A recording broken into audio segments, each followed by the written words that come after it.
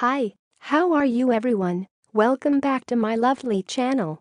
For your information, this video was created on 26 June 2018, 18 of hour, 07 of minute and 32 of second.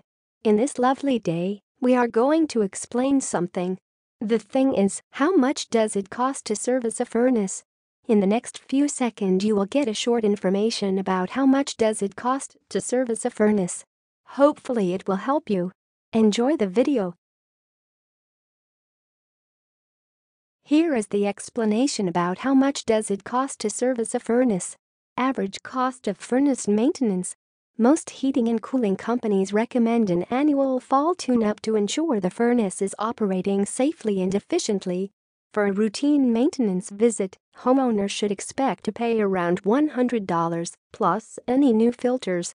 Last update May 17, 2017. Now, we will give you 20 seconds to read again the explanation by yourself so you can absorb this information. Please take your time.